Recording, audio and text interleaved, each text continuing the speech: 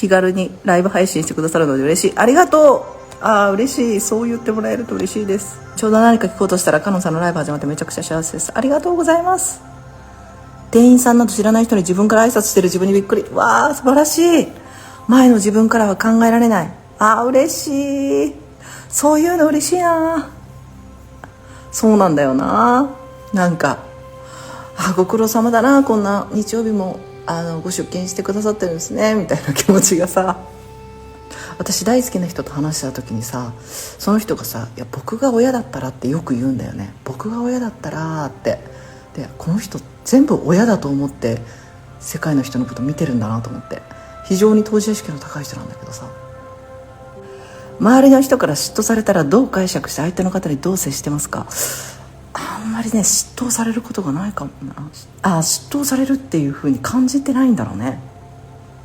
なんだろう、いいなとかさ、羨ましいなとかっつっていう風に思われることはあるだろうし、なんていうのかな、めっちゃいいよね、なんかすごいいいよねって思ってるの。自分の例えば意識だったりとかエネルギーだったりとかってもう本当に毎日細かく自分で調整してるから、なんていうの、全部が棚からぼたもちじゃなくて、全部一つ一つハンドメイドで作ってるミニチュアドールハウス持ってるみたいな感じなので、うわいいなって言われたらね、だよねだよね、ねこことか見てマジ可愛くないみたいなことを言いたいぐらいなの。だから多分そんなみたいな、そんな全然だよみたいな反応じゃないんだよね多分。そうするとなんか相手もちょっとなんかあんまりこれ以上言ってもってなるのかもしれないけどね。期待しそうになった時、カズモさんはどうやって手放されてますか？期待にいろんな場面あるよね。恋愛とかだったらもう期待してるなっていうのはすぐ分かるから、朝起きてさ、例えば旦那さんと付き合ってた頃ね、朝起きてパッと起きた時にもうすぐさ旦那さんのことをふっとこう考えちゃうわけで、これで今日メール来てるかなとかさ思っちゃったりするわけじゃん。おいかのんちゃん、ここだよ、ここでゼロフラットに戻れるかだよって。彼がいない世界、彼がいない頭の中を作り上げて、その中でどれだけ楽しいことと愛とでいっぱいにできるか、今日も挑戦しようみたいな、そういう感じでやってるよ。何にもやる気が出ない時は寝てます。その時に愛のエネルギーに戻るってすっごいエネルギージャンプが必要なのよ。でそれをやろうとするからなんつうの、エネルギーが、上がらないっていうかさ、だから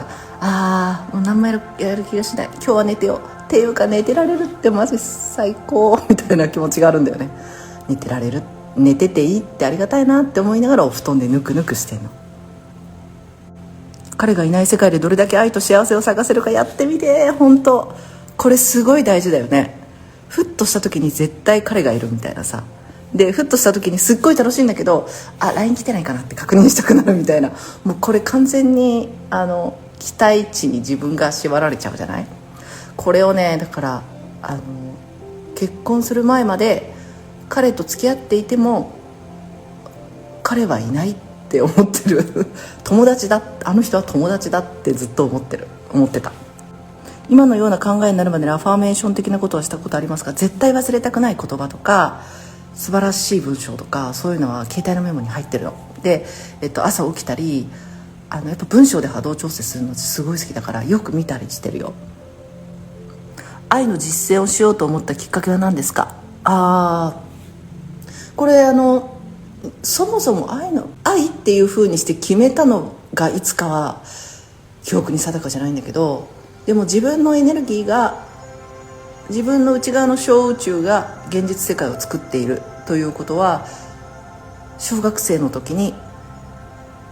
家はあんなに居心地が良くて全肯定で唯一無二、全員が唯一無二、家族全員唯一無二っていうのが当たり前の存在感なのに、学校行った途端にその価値観がガラガラって崩壊して、私このままじゃ人生積むなと思ったの。この感覚のまま3次元で生きようと思ったらちょっとしんどいから、みんながどうやって生きて幸せになってるのかっていうのを調べてみようって図書館とか本屋さんでもういろんな本を読み始めたのがきっかけで、この世界っていうか意識をこうチューニングするっていう遊び方を知ってしまったって感じだよね。だからそうすると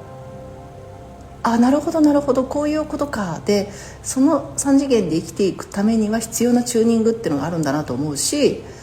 私はこの家で受け取ったこの感覚とかさ、この安心感とかさ、今日もお母さん遊びに来て、もう2人でお腹抱えて笑ってたんだけどさ、その娘たちの発言とか言動とかさ、あの時あいつさもう本当笑っちゃったよね、あの子らしいよねとかっていうので、何にも否定しないっていうかさ、本当本当っつってでさ、こういうのもいいのよ例えばさとかっつって母が言ってさ、そうそうそうみたいなこと言って、何の否定もなくこうただ笑いで話が進んでいく。でこれを全面展開していくためには工夫が必要だから、その工夫を、自分の生活の中でたくさん集めていくし、解釈を変えていくみたいなね。なるほど、私は家に安心できる場所がなかったので、学校に行ったらこの素晴らしい世界が、なるほどね、そういう逆もあるよね。多分自分のその魂のシナリオによって、そういうそっちの方がより意識の進化が進むっていうパターンを選んでるんだろうね。どちらにしても意識は進化していくし、どちらにしても意識は軽くなるし、未来はますます発展していくし、こう困ったようなことは起こんないんです。そうね、そんなことを思っています。